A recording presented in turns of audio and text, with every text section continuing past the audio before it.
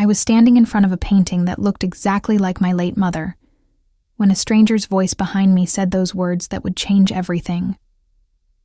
My name is Emma Carter. I'm 32 years old, and I never imagined that a rainy Tuesday afternoon in a small art gallery in Charleston would be the day my entire world would shatter, and then slowly piece itself back together in ways I never expected. I had driven 3 hours from Columbia that morning, my hands gripping the steering wheel so tightly my knuckles had turned white, running away from a life that felt like it was suffocating me with every breath I took. My marriage to David had become a performance, a carefully choreographed dance where we both knew the steps, but had forgotten why we were dancing in the first place. And that morning, I had found evidence that confirmed what my heart had been whispering for months. He was having an affair with someone from his office, a woman named Jessica, who seemed to represent everything I wasn't anymore: young, carefree, unburdened by the weight of loss and disappointment. The Charleston streets were slick with rain when I arrived, the old cobblestones reflecting the gray sky above like mirrors of my own emotional state, and I had no destination in mind. No plan except to drive until I couldn't hear David's voice in my head anymore. Until the image of those text messages I'd found on his phone stopped replaying behind my eyes like some cruel movie I couldn't turn off. I had parked near the historic district and started walking, letting the rain soak through my jacket because somehow the physical cold felt better than the numbness that had taken residence in my chest for so long. That's when I saw the small gallery tucked between a bookstore and a cafe, its warm light spilling onto the wet sidewalk like an invitation. And without thinking, I pushed through the door, desperate for any shelter from the storm, both outside and within. The gallery was quiet, almost empty, except for an elderly couple examining sculptures near the back, and a young woman behind the desk who barely looked up from her phone when I entered. I wandered through the rooms aimlessly at first, not really seeing the art on the walls, just trying to breathe, trying to figure out how I had arrived at this moment in my life, where everything I thought I knew had turned out to be a carefully constructed illusion. My mother had died 2 years ago from cancer, a brutal 6-month battle that had left me hollowed out and changed, and David had been supportive at first, but somewhere along the way, he had stopped seeing me as his wife and started seeing me as this broken thing that reminded him too much of mortality and sadness. We had stopped talking about anything real, stopped touching, except in the most perfunctory ways, stopped being partners and become instead two strangers sharing an address and a last name. If you're listening to this story and feeling connected to what I'm sharing, I want to ask you something that would mean so much to me. This channel is working toward reaching 1,000 subscribers, and every single person who clicks that subscribe button helps us get closer to that goal. Your support makes it possible for me to keep sharing these stories, so if you haven't subscribed yet, please take a moment to click that button. It truly makes a difference. That's when I turned a corner into a smaller room and stopped breathing. There on the wall, in a simple wooden frame, was a portrait that could have been my mother. The resemblance was so striking it felt like someone had reached into my chest and grabbed my heart with both hands.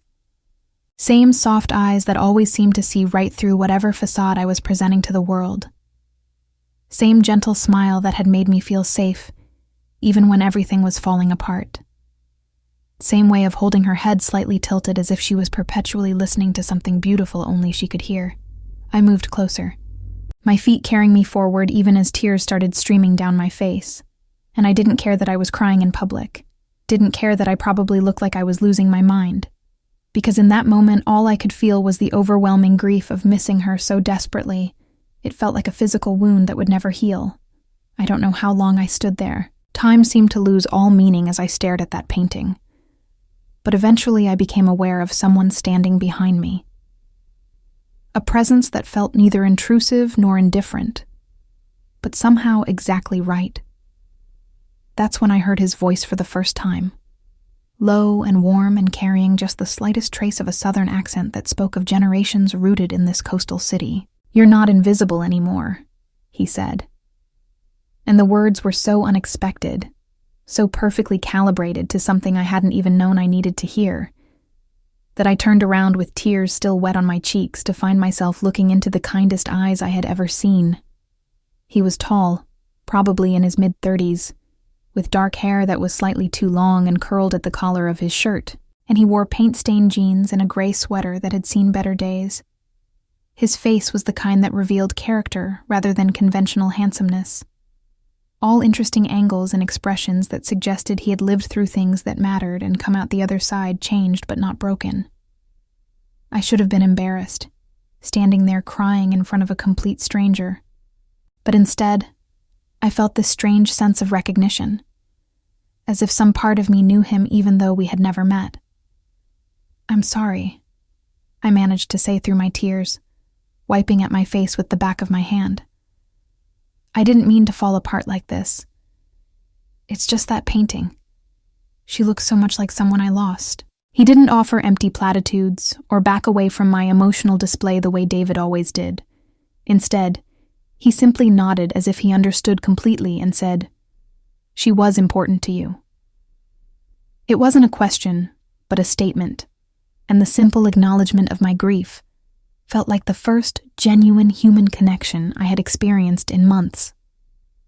"My mother," I told him, and saying the words out loud to this stranger felt easier somehow than saying them to people who had known her, who expected me to be moving on by now, who didn't understand that grief doesn't follow anyone's timeline but its own.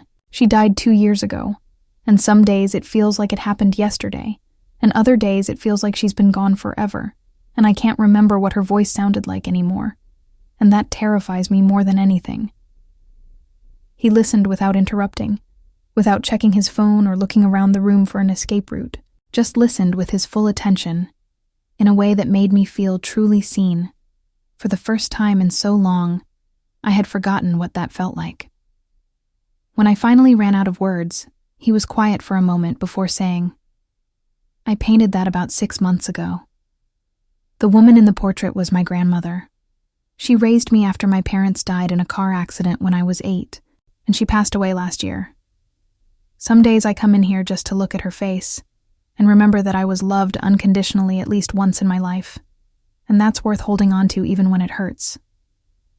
The revelation that he was the artist shifted something between us, created this instant intimacy born from shared loss, and the recognition that we were both carrying wounds we didn't know how to heal. "My name is Emma," I said, extending my hand in a gesture that felt both formal and necessary, and he took it with a gentle grip that lasted just a moment longer than a standard handshake. "I'm James," he replied. "James Sullivan. And I own this gallery, though. Most days I feel more like I'm just borrowing space from all these beautiful things people have created.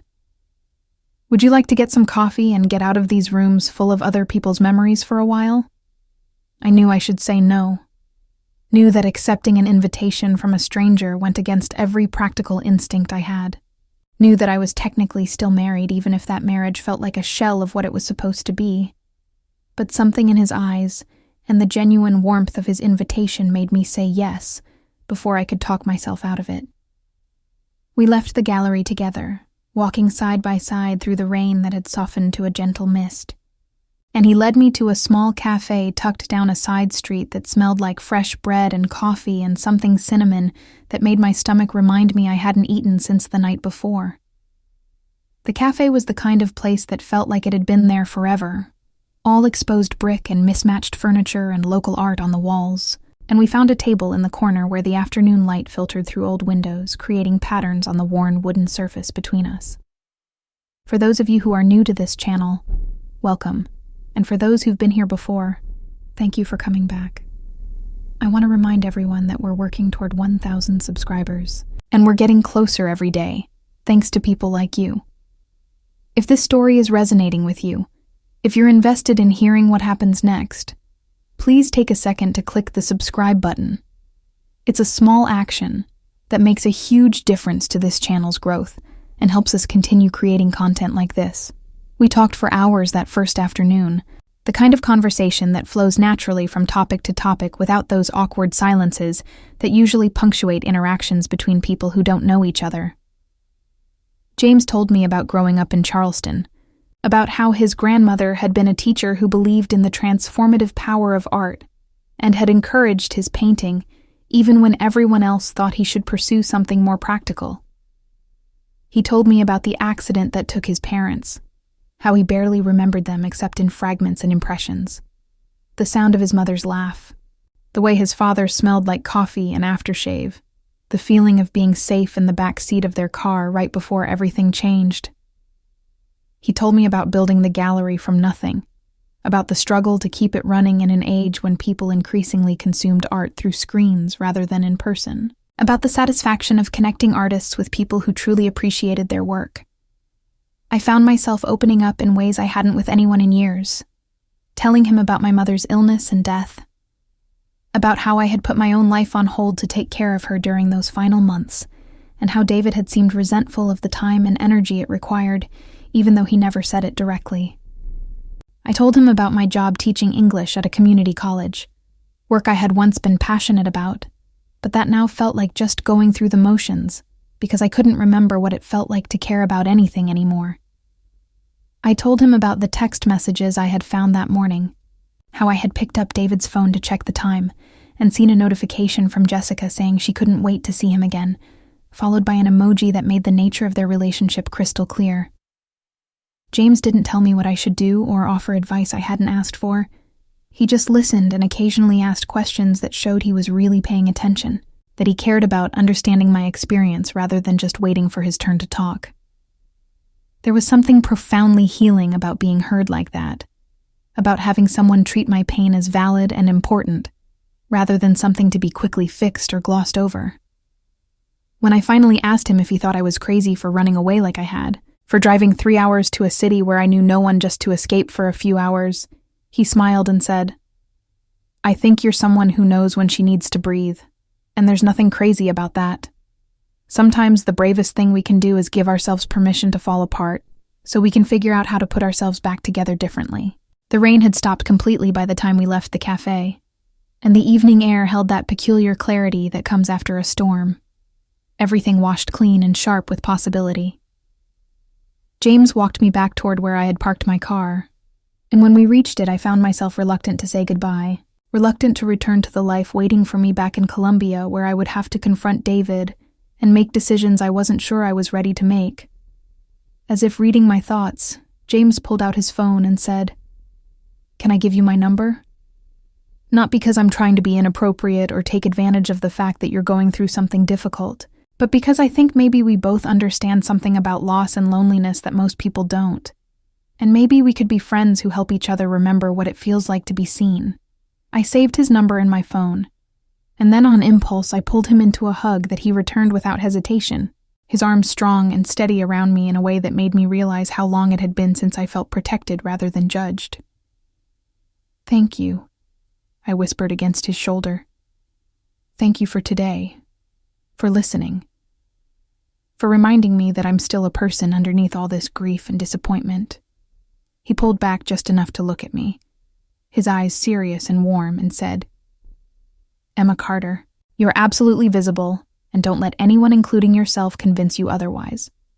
Drive safe, and text me when you get home so I know you made it okay."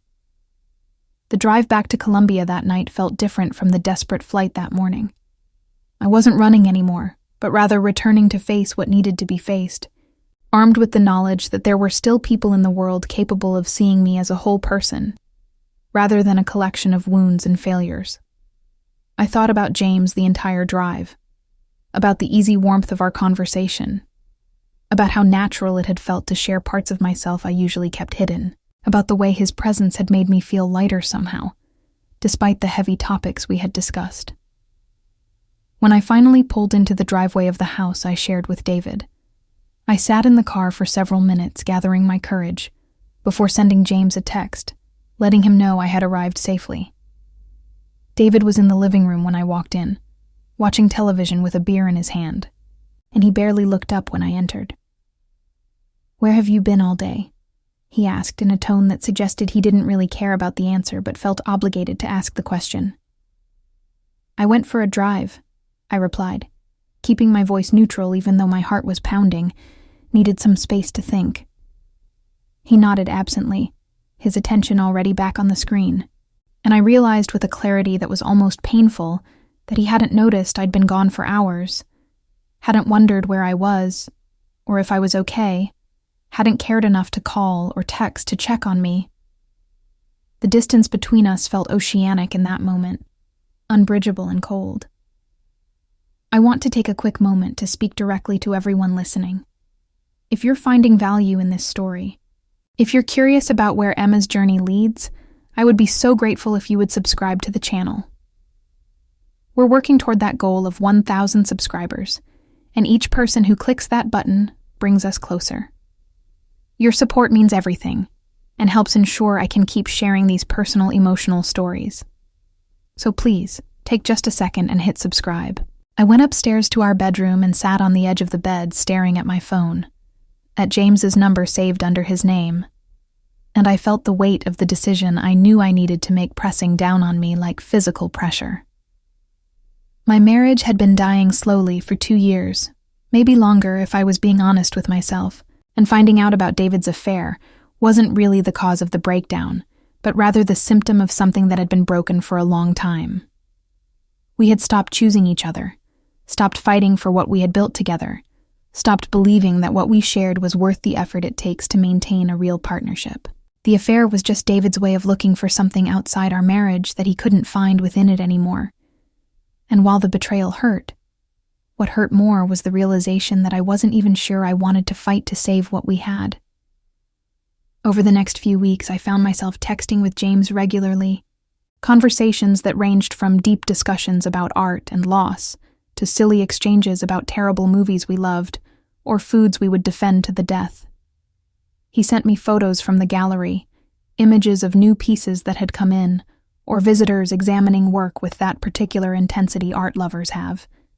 And I sent him snippets from my teaching life, funny student emails or passages from books I was reading. It was innocent in the way friendships are innocent, but I was also aware that something else was developing beneath the surface, a connection that felt dangerous precisely because it was so easy and natural and right in ways my marriage had never been even at the beginning.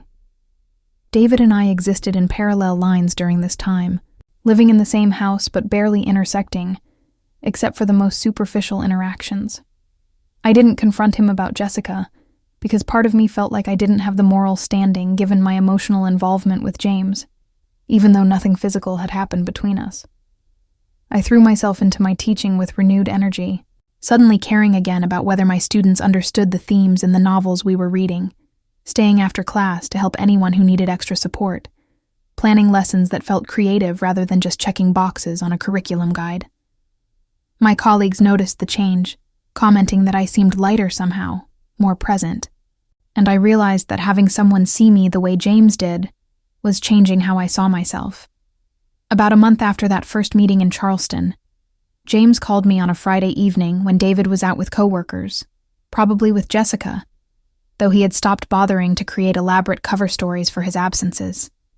"Emma," James said when I answered, his voice carrying that warm timbre I had come to associate with safety and understanding. "I have something I want to ask you, and I need you to know there's no pressure at all. But there's a small art opening next weekend here in Charleston, local artists showing their work. And I wondered if you might want to come down for it. We could make it a proper outing. Dinner beforehand, walk through the show, maybe drinks after if you're comfortable with that." "As friends," he added quickly, "I'm not trying to complicate your life more than it already is. I just really enjoy your company, and I think you'd appreciate the work these artists are creating." I should have said no, should have recognized that accepting the invitation was crossing a line from friendship into something more dangerous. But instead, I found myself saying yes, because the thought of spending an evening with James, of being in his presence and feeling seen and valued, was more appealing than anything that awaited me at home. "I'll be there," I told him, and I could hear the smile in his voice when he replied that he was looking forward to it more than he probably should admit. We made plans for the following Saturday, and after I hung up, I sat holding my phone, feeling a mixture of excitement and guilt that made my stomach twist in complicated knots. That week crawled by with excruciating slowness. each day feeling like it lasted twice as long as it should. I told David I was going to visit a college friend in Charleston for the weekend, a lie that came more easily than I expected, and he barely reacted beyond a distracted nod. I spent more time than I should have deciding what to wear, trying on different outfits and critiquing myself in the mirror in a way I hadn't done since I was a teenager preparing for dates. I settled finally on a deep green dress that my mother had always said brought out my eyes, paired with a leather jacket and boots that felt both comfortable and put together. When Saturday finally arrived, I left the house early, telling myself I was just getting ahead of traffic, but knowing I was running toward something rather than away. Before I continue with what happened that night in Charleston, I want to pause and ask something of you. If you're invested in Emma's story, if you want to know how this all unfolds, please consider subscribing to the channel. We're so close to reaching 1,000 subscribers, and your support makes all the difference. Just click that subscribe button. It takes 2 seconds, and it helps this channel grow and continue bringing you stories like this one. Charleston was beautiful that evening, the kind of late spring weather where everything feels possible and the air smells like flowers and salt water. I met James at his gallery, and when he saw me, his face lit up in a way that made my breath catch. "You look beautiful," he said with simple sincerity, and then caught himself and added, "I'm sorry. Is it okay that I said that?" I laughed, feeling suddenly lighter than I had in years, and told him it was more than okay. It was nice to be seen that way again. We walked to a restaurant he loved, a place that served low-country cuisine in a building that had been standing since before the Civil War, all exposed beams and history soaked into the walls, and over shrimp and grits and sweet tea, we talked about everything and nothing with the ease of people who had known each other far longer than we actually had. The art opening was held in a converted warehouse near the waterfront, the kind of space that still showed its industrial bones while creating an atmosphere that let the art shine. James knew almost everyone there, introducing me as his friend Emma and including me in conversations about technique and inspiration, with an easy grace that made me feel valued, rather than like an outsider. I watched him interact with the artists, the way he genuinely engaged with their work and asked thoughtful questions that showed he had really looked at what they created, and I found myself falling for him in a way that terrified and exhilarated me in equal measure. This wasn't the careful, practical falling in love I had experienced with David where everything made sense on paper. This was something rawer and more honest, based on connection rather than compatibility. We stayed at the opening until the crowd thinned and the organizers started cleaning up, and then James suggested we walk along the waterfront before I had to drive back. The Battery was quiet that night, just a few other couples and some joggers making use of the perfect weather, and we walked side by side close enough that our arms occasionally brushed against each other, sending small electric shocks through my nervous system. James was telling me about a commission he was working on, a portrait for a family who had lost their son to suicide, when I stopped walking and turned to face him. "James," I said, and something in my tone made him stop mid-sentence and give me his full attention. "I need to tell you something, and I need you to let me get it all out before you respond." He nodded, his expression serious, and I took a deep breath before continuing. "I'm married, you know that, but my marriage has been over in every way that matters for a long time now. My husband is having an affair, and I found out about it the same day I drove to Charleston and met you, and I haven't confronted him about it because, somewhere deep down, I'm relieved to have a reason to leave that feels justified. But the real reason I'm thinking about leaving isn't because of what he did. It's because of how I feel when I'm with you. You make me remember what it feels like to be seen as a whole person, to be valued for who I am, rather than who someone needs me to be.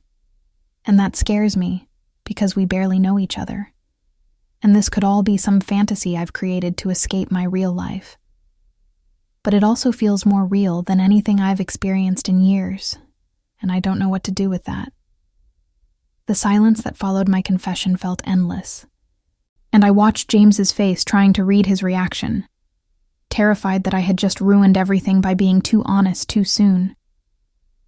But then he reached out and took both my hands in his, holding them gently between us, and said, "Emma, I have been trying so hard not to fall for you because I knew you were married and going through something difficult, and the last thing I wanted was to be the person who complicated your life more. But the truth is, I started falling for you that first day in the gallery when you were crying in front of my grandmother's portrait, because in that moment you were the most honest, most authentic person I had encountered in years. Everything since then has just confirmed what I felt in that first moment, that you are someone extraordinary who deserves to be loved in a way that honors who you are, rather than trying to shape you into something more convenient." He pulled me closer then, and I let him. Our faces inches apart in the lamplight with the sound of water lapping against the seawall behind us. "I'm not going to kiss you," he said softly. "Not until you've figured out what you need to do about your marriage. Because when I kiss you, I want it to be without guilt or complications. I want it to be the start of something rather than the ending of something else. But I need you to know that I'm here, that I see you, that whatever you decide, I'm not going anywhere unless you tell me to. Can you work with that for now?" I nodded, tears streaming down my face again, but this time from something other than grief. From the overwhelming feeling of being truly valued by someone who asked for nothing except my honesty. We stood there holding each other for a long time, not kissing, but sharing something equally intimate. The acknowledgement that what was growing between us mattered and deserved to be handled with care and respect. Eventually, we walked back to where I had parked, and James gave me another of those hugs that made me feel simultaneously safe and awakened. And then I drove home through the darkness, thinking about the conversation I knew I needed to have with David. I want to take one more moment to ask for your support.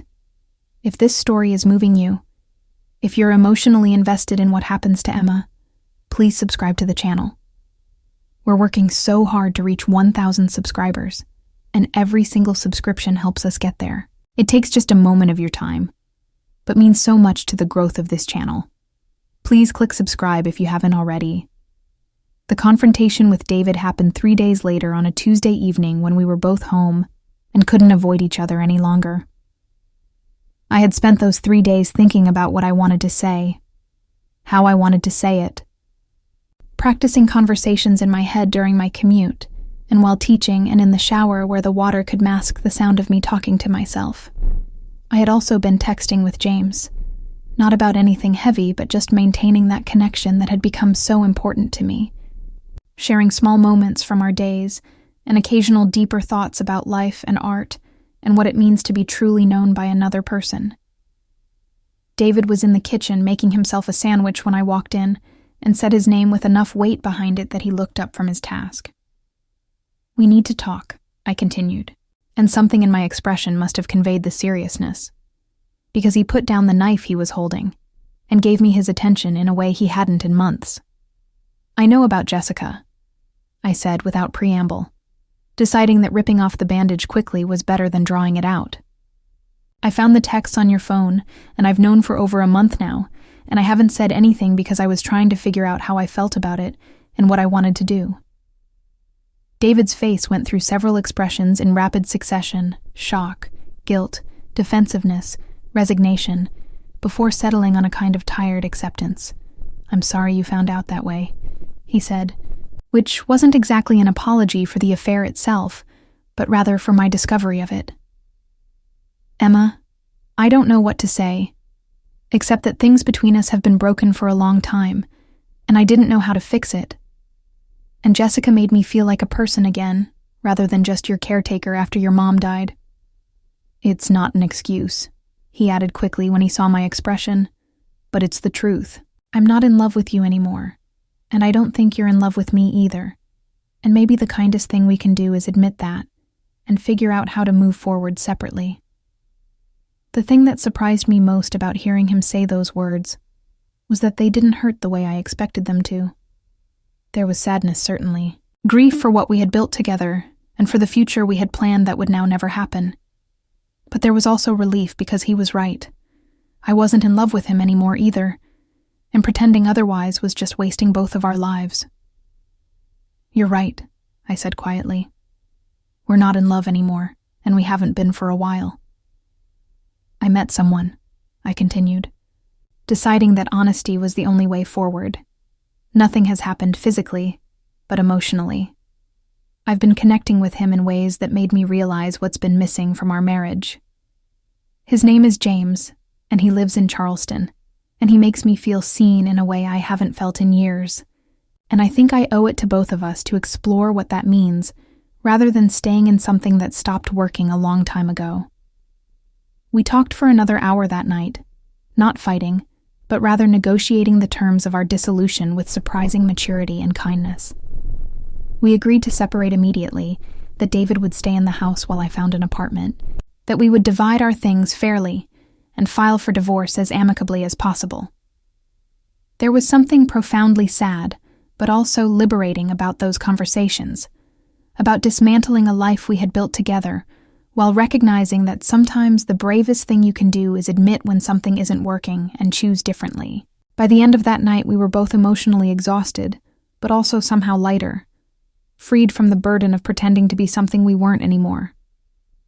I called James that night after David had gone to bed, and I was alone in what had been our guest room, and when he answered, I could hear music playing softly in the background.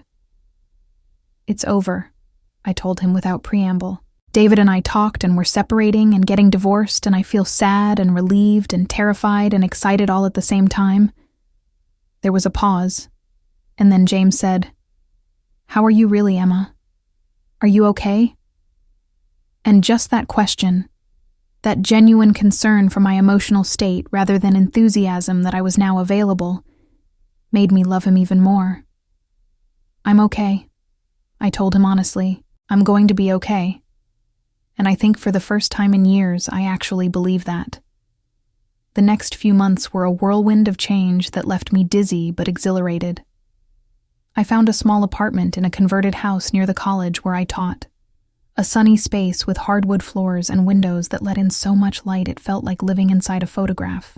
I moved my things out of the house I had shared with David gradually over several weekends, each trip removing another layer of the life I had been living until all that remained were the things that were truly mine. David and I signed divorce papers in a lawyer's office on a rainy Thursday afternoon, and afterward we shook hands like business partners concluding a transaction, which in some ways I suppose we were.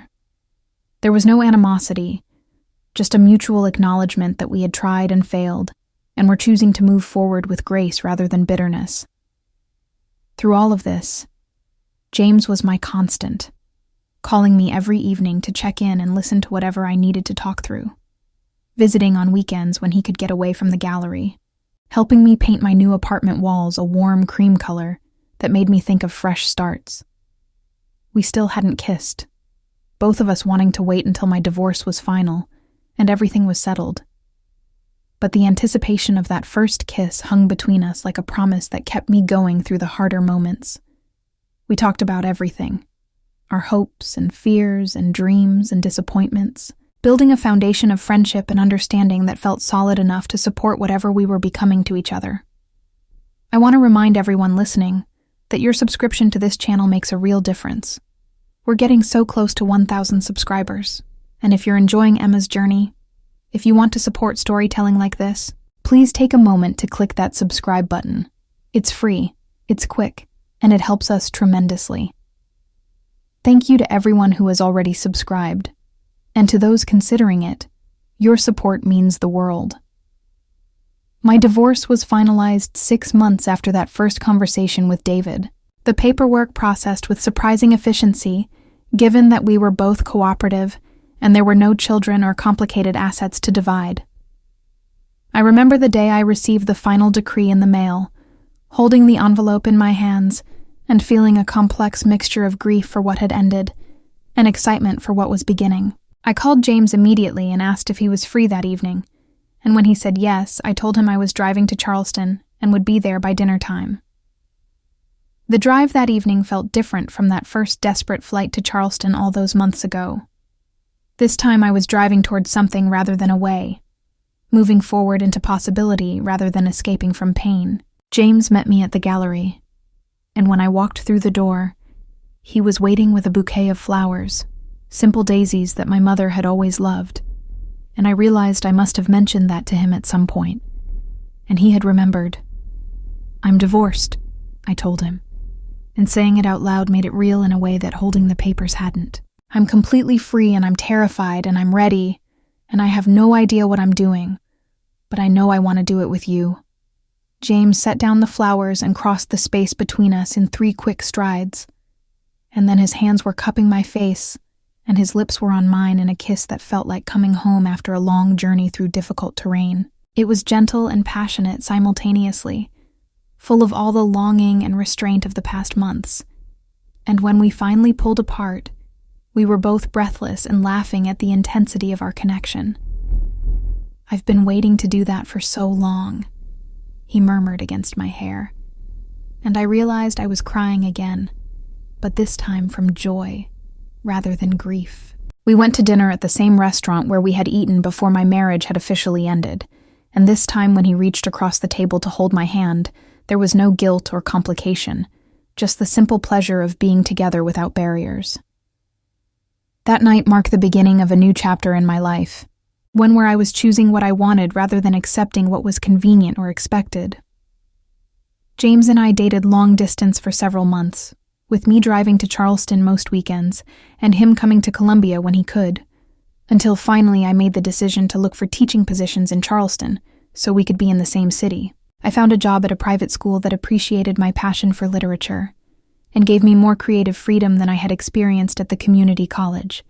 And 8 months after my divorce was final, I moved to Charleston permanently, into an apartment just a few blocks from James's gallery.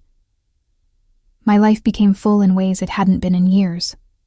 James introduced me to his community of artists and gallery owners, and people who lived their lives in pursuit of beauty and meaning, and I found myself blooming in that environment, attending openings and exhibits, learning to see art the way James saw it as a conversation between creator and viewer, rather than just pretty things to hang on walls. I started writing again, something I had done passionately in college but had abandoned during my marriage, filling notebooks with observations and character sketches and half-formed stories that might someday become something more.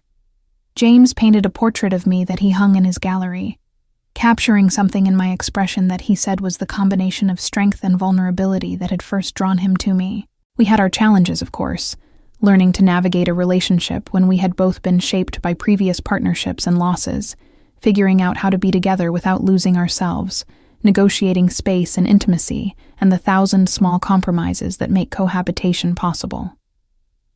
James had a tendency to disappear into his work for days at a time when he was in the middle of a painting, becoming so focused that he forgot to eat or sleep or maintain basic human contact, and I had to learn to give him that space without feeling abandoned. I brought my own issues into the relationship, anxieties about being left again, defensive patterns I had developed during my marriage with David, a perfectionism that made it hard for me to relax and just be present in moments of joy. As we approach the end of Emma's story, I want to ask one more time for your support. If this journey has moved you, if you've been with Emma from that gallery in Charleston all the way to her new life, please subscribe to the channel if you haven't already. We're so close to 1,000 subscribers, and your click makes all the difference. Thank you for listening, and thank you for being part of this community. But we worked through these challenges together, with patience and communication, and a commitment to being honest, even when honesty was uncomfortable. We went to couples counseling not because we were in crisis, but because we wanted to build something healthy from the beginning, to avoid the patterns that had destroyed our previous relationships, to create a partnership based on consciousness rather than just chemistry. James surprised me one afternoon about a year after I moved to Charleston by taking me back to the gallery where we had first met, to that small room where his grandmother's portrait still hung next to other pieces he'd created over the years. "Emma," he said, taking my hands in his the way he had that first night by the waterfront, "I have something I want to ask you." He pulled a small box from his pocket and opened it to reveal a simple ring, a single stone set in silver that caught the light and threw it back in fractured rainbows. "I'm not asking you to marry me right now," he said quickly when he saw my expression of surprise. Because I know we're both still healing from our first marriages, and we need more time to be sure about what we're building together. But I'm asking you to be engaged, to commit to exploring whether this is what we both want for the long term, to give us permission to imagine a future together without the pressure of making it legal immediately. What do you say? Are you willing to take this journey with me and see where it leads? I looked at this man who had seen me at my lowest and helped me remember my strength, who had valued my grief rather than trying to rush me past it, who had waited patiently while I untangled myself from one life before starting another, who made me laugh and challenged me to think differently and created space for me to become whoever I was meant to be. And I knew my answer without hesitation. Yes, I told him. Yes to all of it. To exploration and possibility, and building something together that honors who we both are. He slipped the ring onto my finger, and we stood in that gallery surrounded by portraits of people who had been loved and lost and remembered through art. And I understood that my mother would have approved of this choice, of this man, of this life I was creating, that valued connection over convention. 2 years later, we did get married, in a small ceremony at the Battery where he had first told me he was falling for me, with just close friends and James's gallery community in attendance. My father walked me down the makeshift aisle with tears in his eyes, telling me beforehand that he hadn't seen me this happy since before my mother got sick, and that knowledge that I had found my way back to joy made everything I had been through feel worthwhile. The ceremony was simple and heartfelt, with vows we had written ourselves that spoke to our commitment to see each other fully, to support each other's growth, to create a partnership that left room for individuality while building something stronger together than either of us could be alone. My life now is nothing like what I imagined it would be when I was married to David, living in that house in Columbia, teaching at the community college, and slowly disappearing into numbness and grief. I teach students who are passionate about literature at a school that values creativity and critical thinking. I live in a beautiful coastal city where history lives in the architecture, and the warm Southern culture embraces newcomers who respect its traditions. I'm married to a man who sees me completely and loves me not despite my flaws, but as a whole package that includes both strength and vulnerability. I've written a novel that may never be published, but that represents my voice and vision-finding expression after years of silence. I have friendships with other artists and teachers who challenge me intellectually and support me emotionally. But perhaps most importantly, I've learned that sometimes the worst moments in our lives, the times when everything falls apart and we feel most lost and invisible, can be the doorways to something better if we're willing to walk through them with courage and honesty. That day, I stood crying in front of a painting in a gallery in Charleston. I felt like I had reached the end of something and had no idea what came next. I was broken by loss and betrayal and the slow death of a marriage that had stopped feeding either person in it. I was invisible in my own life, going through motions without purpose or passion or connection. And then James saw me, really saw me, and reminded me that I was still here, still visible, still capable of being known and valued and loved. He didn't fix me, because I wasn't broken in a way that needed fixing. I was just lost and needed someone to hold up a mirror and show me I was still there underneath all the grief and disappointment.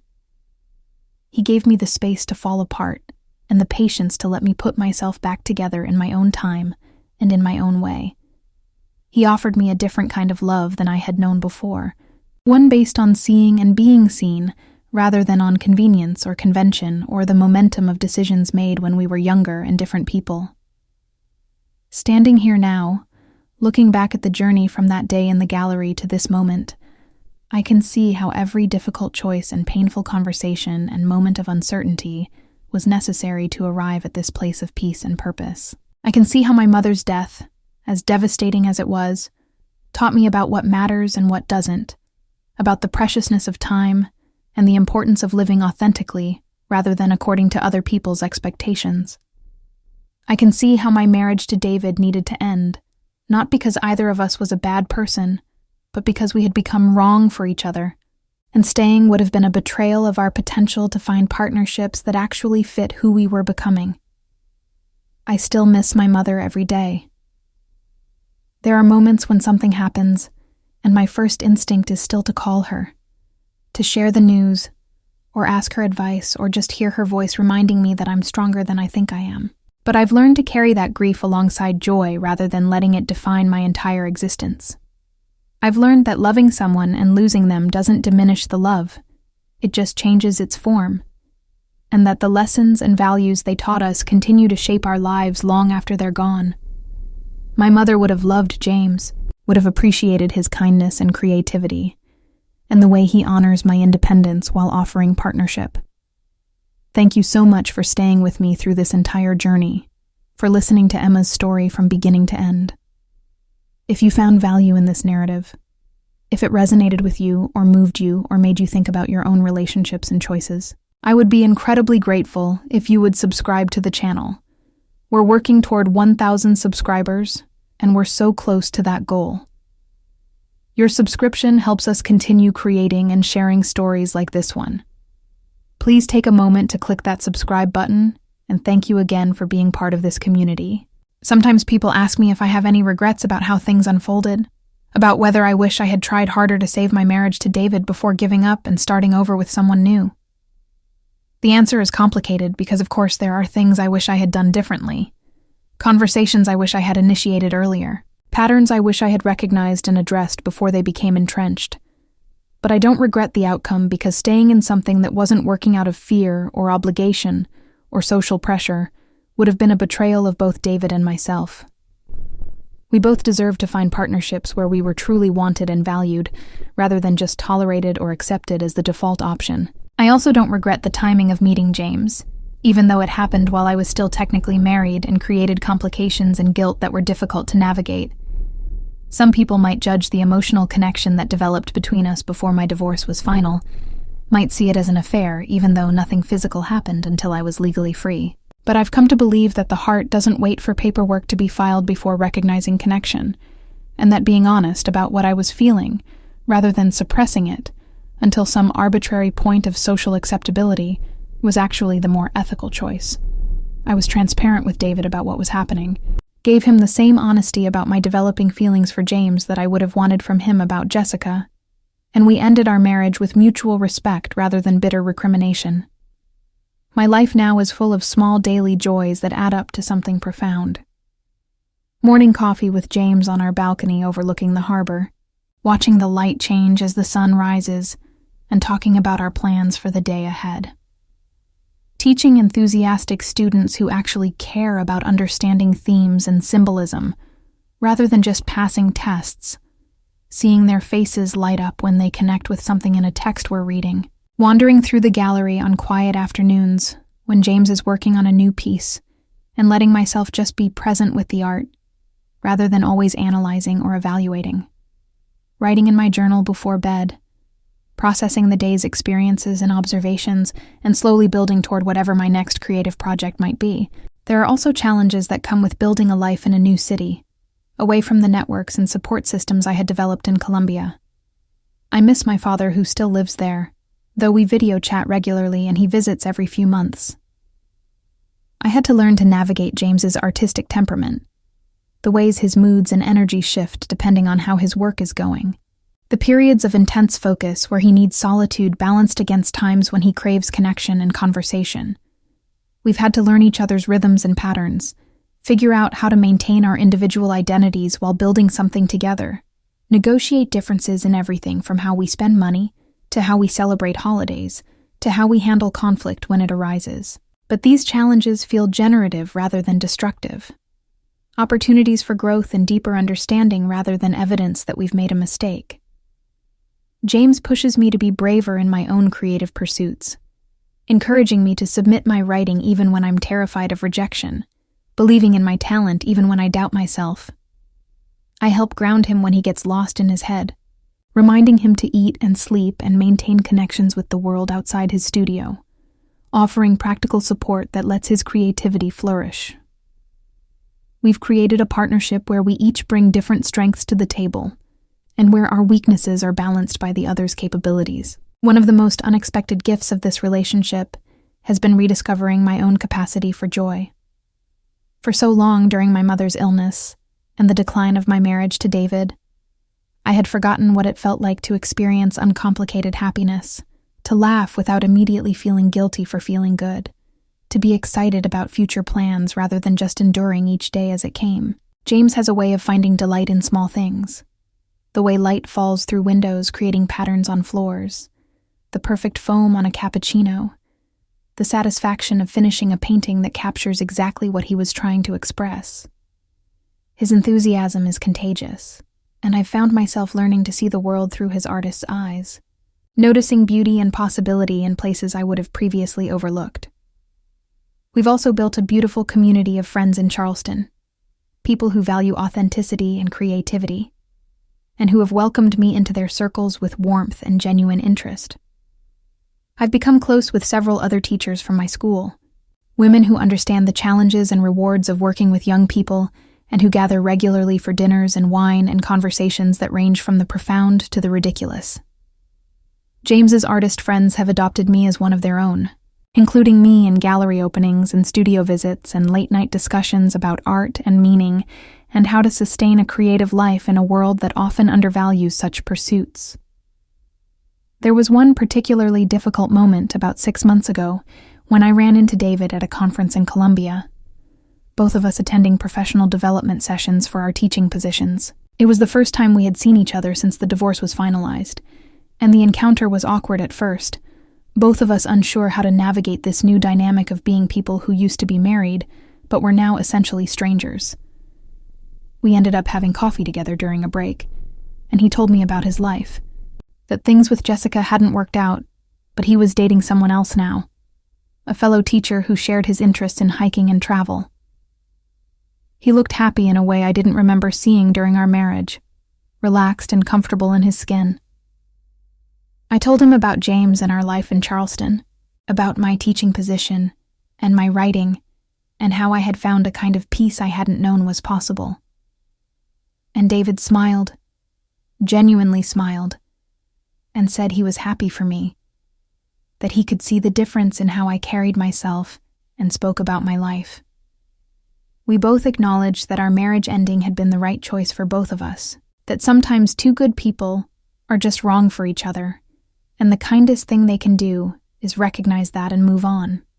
We parted with a hug and well wishes, and I drove back to Charleston feeling grateful that we had been able to find that kind of closure, that sense of mutual respect and genuine goodwill, despite the pain our separation had caused.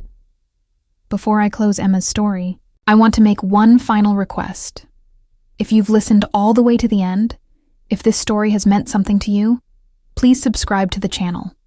We're working so hard to reach that goal of 1,000 subscribers, and every single subscription matters. It's such a simple action, but it makes a huge difference in helping us grow and continue creating content like this.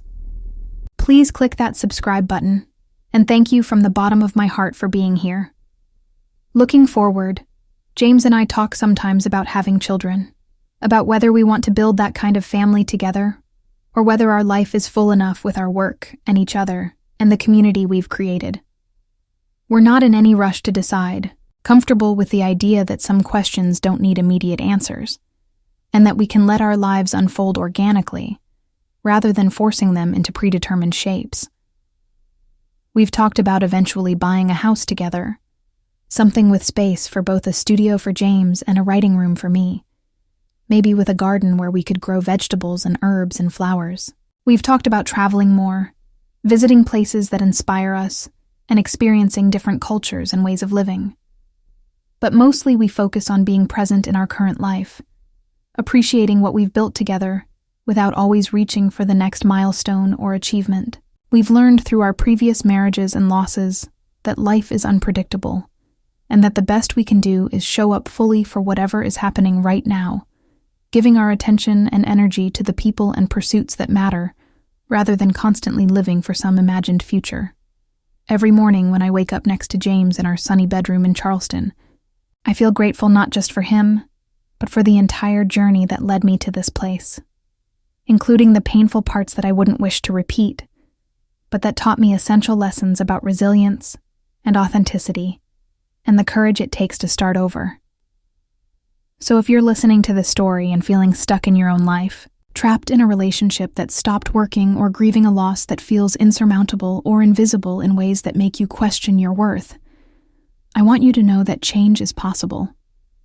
It won't be easy or straightforward or without moments of doubt and fear, but it is possible to break free from patterns that aren't serving you, to choose differently even when choosing differently feels terrifying, to become visible again even after feeling like you've disappeared completely.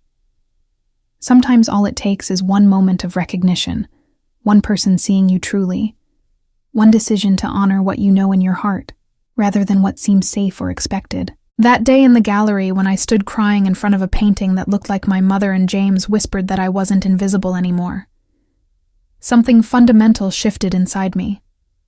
I had been living my life on autopilot for so long, going through motions without questioning whether they were taking me anywhere I actually wanted to go, accepting loneliness and disconnection as inevitable consequences of loss and disappointment.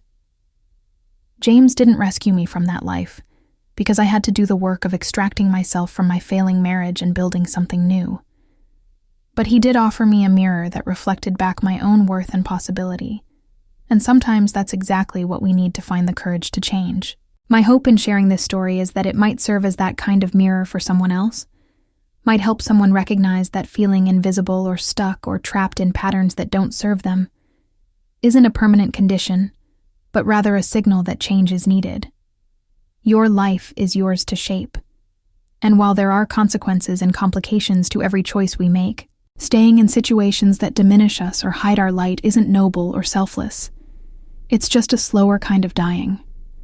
You deserve to be seen fully and loved completely, and to build a life that reflects your values and dreams, rather than someone else's expectations. So here I am, years after that rainy Tuesday afternoon when I fled my failing marriage and ended up in a gallery in Charleston, living a life I couldn't have imagined for myself, but that feels more authentically mine than anything I've experienced before. I'm still Emma Carter, still carrying the grief of losing my mother and the scars of a marriage that ended, still figuring out who I'm becoming as I move through my 30s and into whatever comes next. But I'm also visible now, truly visible, seen and known and valued by someone who honors all of me, not just the easy, comfortable parts, but the complicated, messy ones too. And that visibility, that sense of being fully present in my own life, rather than watching it happen from the outside, makes every difficult choice and painful conversation and moment of uncertainty completely worthwhile. Thank you for listening to my story, for staying with me through all these twists and turns and emotional moments. If you found something valuable here, if Emma's journey resonated with your own experiences, or gave you hope for your own possibilities, I would be so grateful if you would subscribe to this channel. We're almost at 1,000 subscribers, and your support makes all the difference. Click that subscribe button, share this story if it moved you, and know that your engagement helps us continue creating content like this. Thank you for being part of this community, and may you find your own version of visibility and authentic connection wherever your journey leads you.